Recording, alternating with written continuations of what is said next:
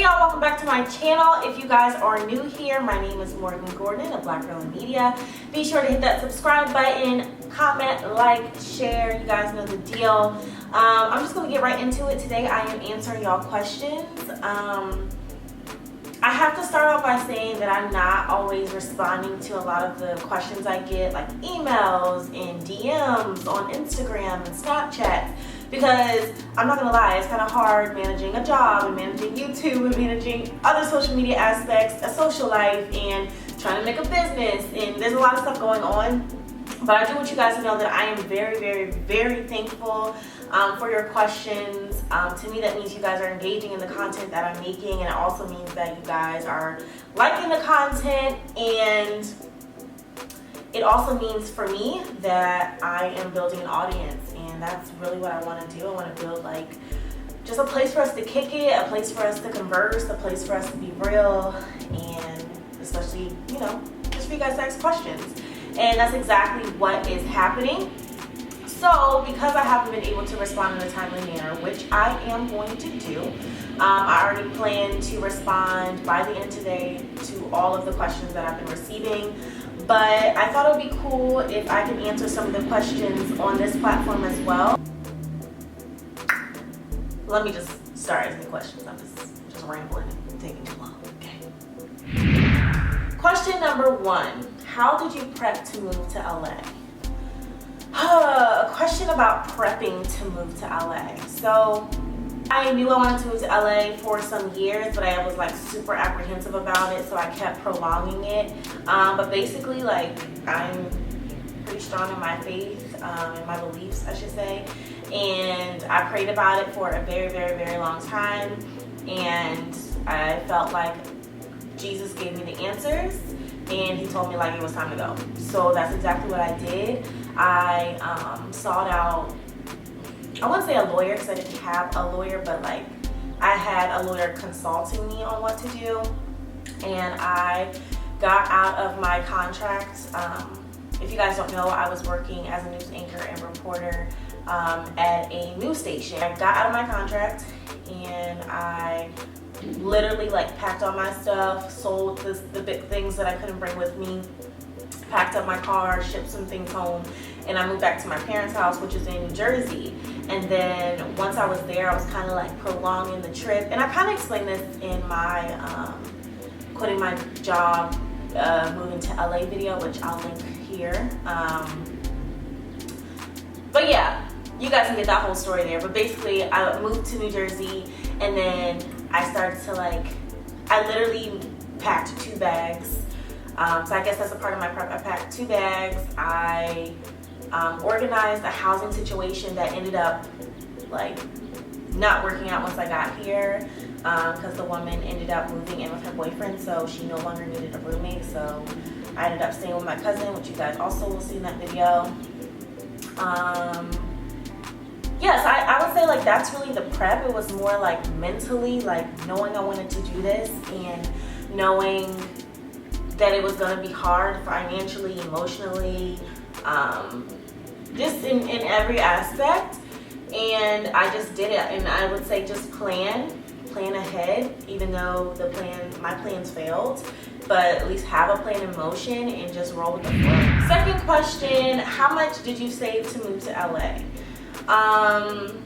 Not a lot, not as much as I should have. But then like in that same breath, I can say like, how much should you save to move across country?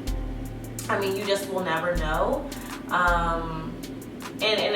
That's the thing, like, I didn't know how long I was going to stay at my cousin's. I didn't know how long I was going to be without a job. I didn't know when I just didn't know what was going to happen. Like, you just don't know. And that's why I said you can plan, definitely have a plan in place.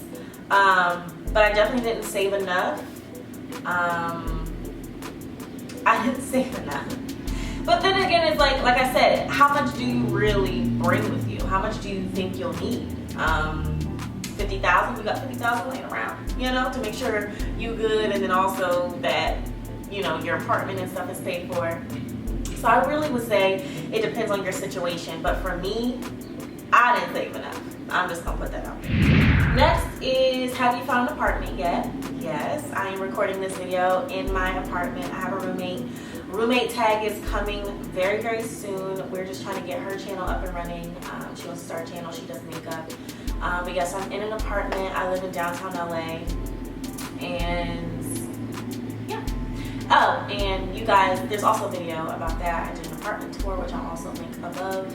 You guys can check that out if you haven't seen my new apartment. Next is, where are the best places to live and affordable for us young 20-year-olds starting out? And she's referring to LA. Well, I'll start with like the popular places to live for like our age group.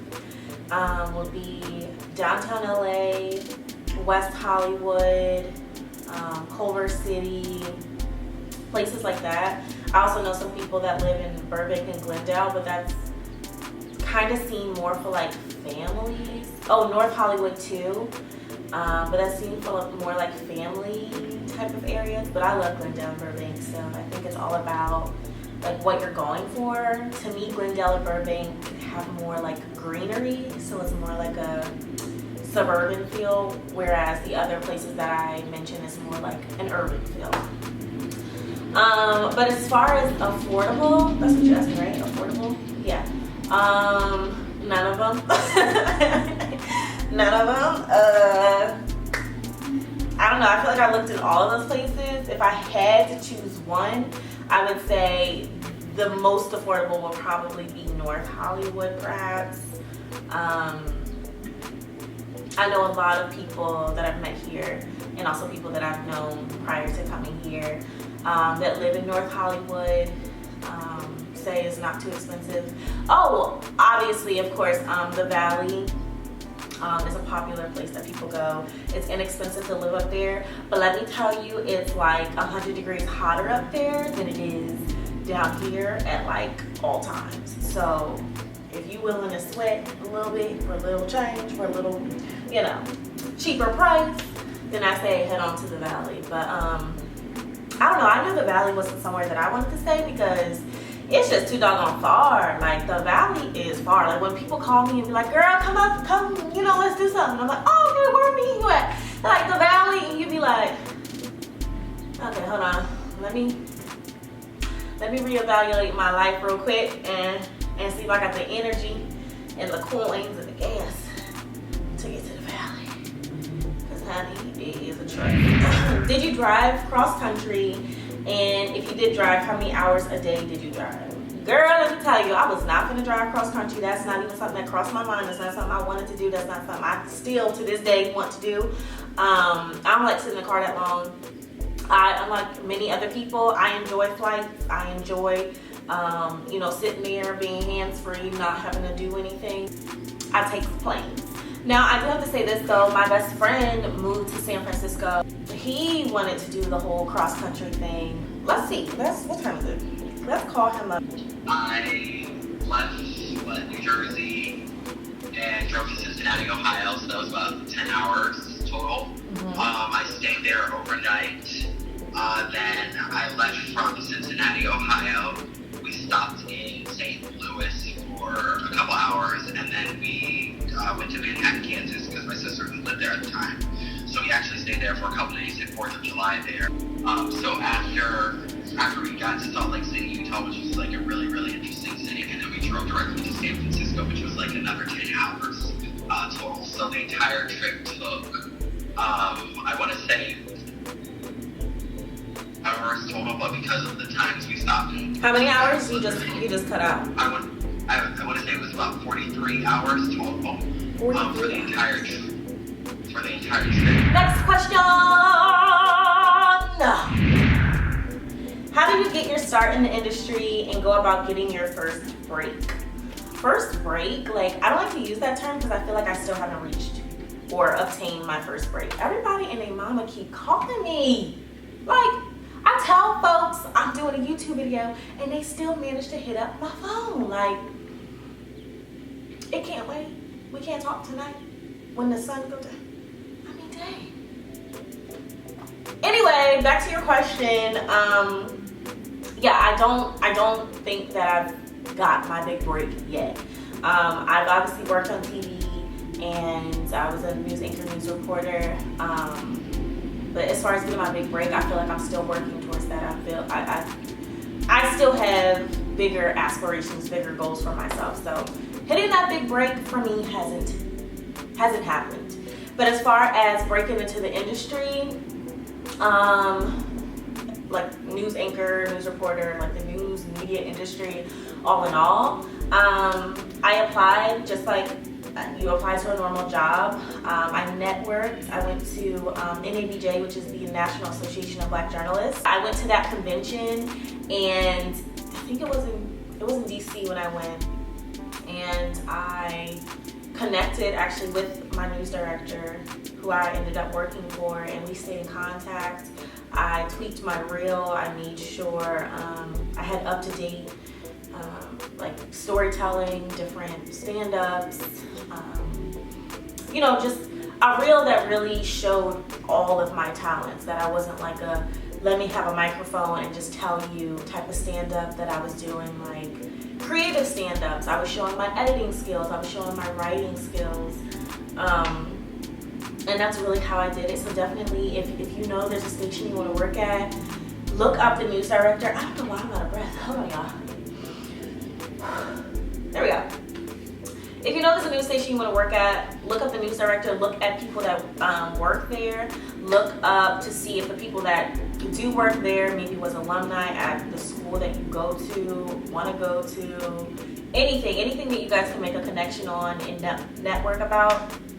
I feel like that's your way of breaking into the industry, so to speak.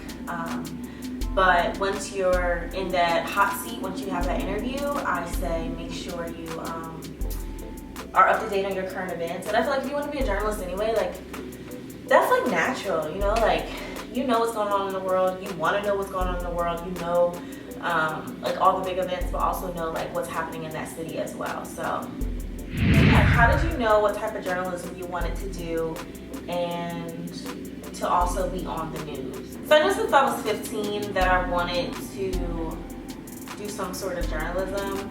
I used to watch TRL every single day before I went to school, and obviously not the reboot, like the original TRL. When Lala Vasquez, back then now Lala Anthony, was one of the hosts, and I always knew that was something I wanted to do. I don't know. It's kind of indescribable. Like I just knew it was something I wanted to do, and it was great seeing a woman of color doing it, and it kind of gave me inspiration that I could do it. But like when I was younger, like I wasn't the person I am today, like super outgoing and like boisterous and like, just doing me and being me. I was only this way around my friends. So like, back then it was like, I want to do it, I feel like I can do it, but like, can I really do it? Like, I'm kind of like shy. But once I got to college, like, I was okay with who I am, and like, I don't know, I just wanted to make my dreams come true. So that's really how I knew I wanted to do this. And as far as being on TV, I mean, it also goes into that. I love writing, but I knew like, I just can't see myself just only writing. Like I love touching people with my personality too. I love talking to people. I got in trouble all the time in high school for talking, so like it's only right. Like you know what I mean? Like it's only right. Like I got one detention my entire like school career, and it was for talking. Like I was meant to do this. You feel me? You feel me? How did you start in journalism? I kind of answered that already, but I tried in high school, and like it was like the ultimate fail because I was not focused. So like I joined like our little like news, like our newspaper writing club, and I wasn't focused. Like I would go and like write, but like I had practice after school. I was focused on like my trifling boyfriend at the time, and schoolwork, and just any other thing to get me out of that journalism thing, like I wasn't really doing it. Like I knew it was one of my loves, but like at the time it wasn't put at the forefront of my life. So I really didn't do it. I didn't do it. Then I got to college. I ran track professional. Lord, sure didn't. She sure didn't, and she sure did not want to. Let's be correct, okay? I ran track on the collegiate level. Let's be clear. So that was pretty difficult in college. I started off with journalism, then ended up changing my major. But I ended up getting back to it. I got my master's degree from Syracuse University. And yeah, so I found my way back to my first love. So I would say that's a different answer to a question I already answered.